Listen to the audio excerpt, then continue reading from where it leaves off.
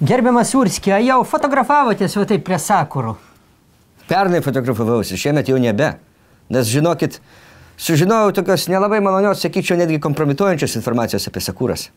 Nu, taigi kokios jau čia taip. Prezidentė Dalia mūsų nusifotografavo prie sakurų.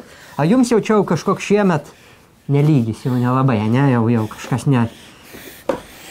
Nežydėkit man čia kaip sakūrą, kalbėkit. Netikėtai paaiškėjo, kad sakuros neduoda jokių uogų. Nieko neduoda. Jos tik žydi ir nužydi. Į viskas. Nu, bet tai jos duoda grožį, estetiką. Kas yra grožis?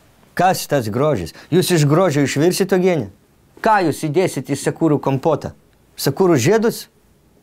Ar aš atsiprašau, gal nuotrauką įdėsit su Grybauskaite prie sakūros?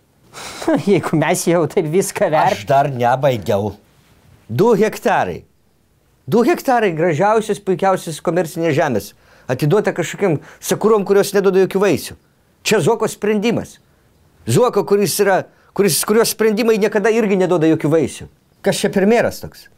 Nu, tai gal tada reikėjo užsodinti bulvėmis. Gal ir reikėjo. Ir bulvių žiedai, pavyzdžiui, man yra labai gražus. Nu, gražu. O ir vaisiai turi kažkokias prasmės. Jūs žinot, kiek cepelino būtų galima išvirti iš visų tų bulvių, kur būtų užsodintas ten, kur dabar tuščiai, be jokios apčiuopiamos naudos bujoja sakūros? Nu, būtų galima cepelinų skanių išvirti vietoj tų sakūrų. Žinau, ką jūs norit pasakyti.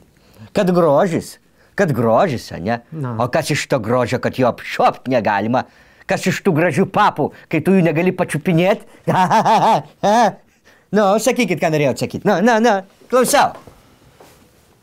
Nu, pavyzdžiui, kaip prie kaštonų, gerai fotografuotis. Tai žinoma, kaštonai duoda vaisių. Tai kad nelabai valgomi. Nu, kaip čia? Valgomi, kai labai nori.